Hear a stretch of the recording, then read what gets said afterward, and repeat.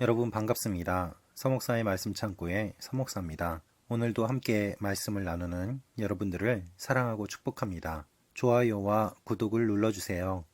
여러분과 함께 더 많은 말씀들을 나누기 원합니다. 오늘은 로마서 11장 11절에서 24절 말씀입니다. 오늘 말씀은 유대인과 이방인의 구원을 접붙임을 받은 가지에 대한 비유로 이야기하면서 바울이 설명하고 있습니다. 오늘 이 말씀을 통해서 유대인의 구원과 이방인의 구원을 생각해보는 여러분과 제가 되기를 원합니다. 11절 말씀입니다. 그러면 내가 묻겠습니다. 그들이 완전히 쓰러져 내버려야 할 정도로 넘어진 것입니까? 결코 그럴 수 없습니다. 도리어 그들의 넘어짐으로 구원이 이방 사람에게 이르러 이스라엘이 시기하게 하려는 것입니다. 바울이 이야기하고 있는 이방인들의 구원의 원리는 다음과 같습니다. 유대인들이 하나님의 손을 거부하고 마음이 완고해졌는데 그렇다면 그들은 완전히 버려야 하는가라는 것입니다. 바울은 이 질문에 그럴 수 없다고 이야기합니다.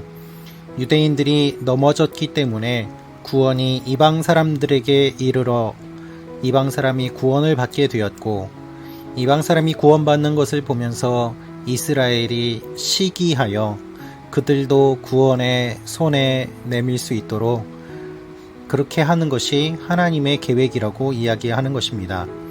그래서 12절은 이렇게 이야기합니다. 그들의 넘어짐이 세상의 부요함이 되고 그들의 실패가 이방 사람의 부요함이 됐다면 그들의 충만함은 얼마나 더 큰 부요함을 가져오겠습니까?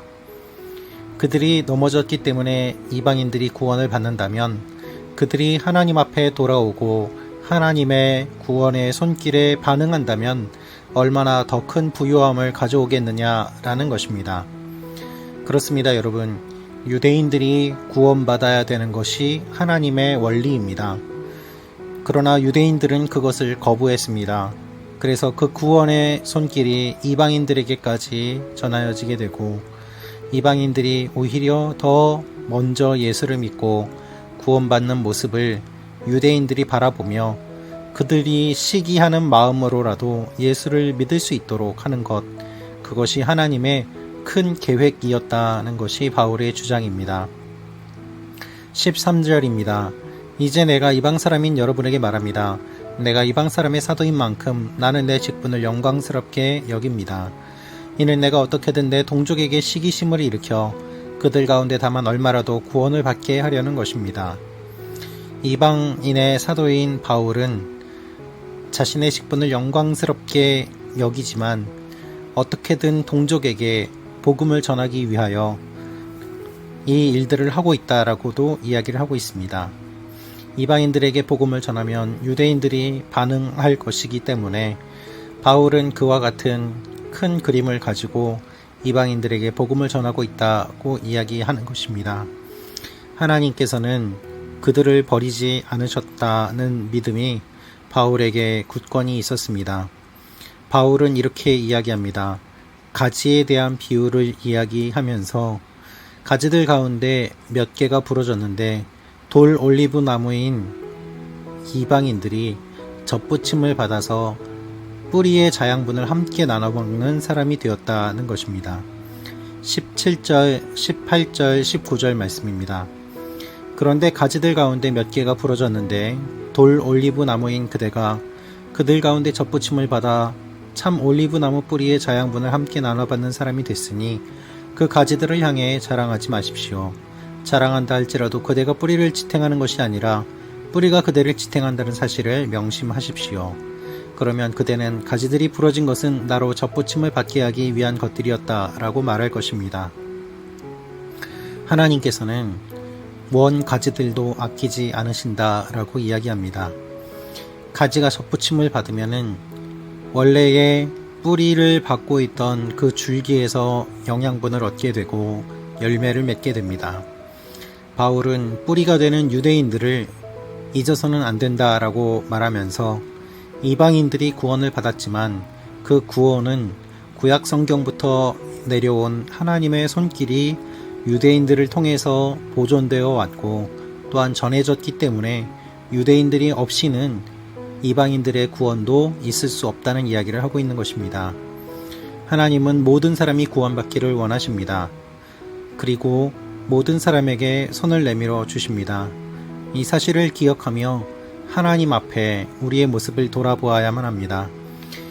여러분, 민족으로 따지자면 우리도 이방인이고 우리가 구원을 받게 된 것은 유대인들이 예수님을 거부했기 때문에 그 복음의 물결이 우리까지 왔다고 볼 수 있을 것입니다. 그래서 우리도 유대인들의 구원을 위하여 기도해야 합니다. 그러나 그럼에도 불구하고 그들이 복음을 거절한다면 그것은 하나님께서 보시기에 슬픈 일일 것입니다. 또한 개인적으로 본다면 우리가 먼저 예수를 믿었기 때문에 우리가 예수를 믿지 않는 사람들에게 복음을 전해야 함을 의미하기도 합니다. 우리가 바르게 복음을 전하는 것, 우리가 바르게 믿음대로 사는 것, 그것이 하나님께서 원하시는 일입니다. 어떠한 이념과 사상과 우리의 경험이 우리를 주관하는 것이 아니라 하나님의 말씀에 근거한 바른 믿음으로 굳건히 설 때 하나님께서 우리를 통하여 하나님의 나라를 이루어 가시는 것입니다. 여러분, 하나님의 큰 그림을 기억하며 모든 사람이 구원받기를 원하는 하나님의 마음을 품는다면 우리가 어떻게 살아야 될지 우리는 기억해야 할 것입니다. 예수님은 모든 사람과 더불어 화평하라고 말씀하셨습니다. 그 말씀의 의미가 바로 구원의 문이 열리기 위한 것임을 주님은 의도하고 계신 것입니다. 오늘 우리가 살아가는 모습을 바라보며 우리가 어떻게 지내야 하는지 하나님 앞에 무릎 꿇고 겸손하게 기도하며 우리의 모습을 돌아보기를 원합니다. 하나님께서 우리를 통하여서 또한 다른 사람들을 구원하실 것이기 때문입니다. 이 사실을 기억하며 하나님 앞에 기도하며 나아가는 여러분과 제가 되기를 원합니다. 기도하겠습니다. 아버지 하나님, 우리가 접붙임을 받은 존재임을 기억하고 원래의 뿌리인 유대인들을 위하여 기도하며 또한 유대인뿐만 아니라 온 열방이 주님께 돌아올 수 있도록 기도하는 하나님의 사람들이 되게 하여 주옵소서.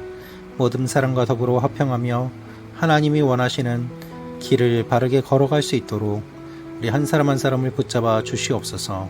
예수님의 이름으로 기도합니다. 아멘.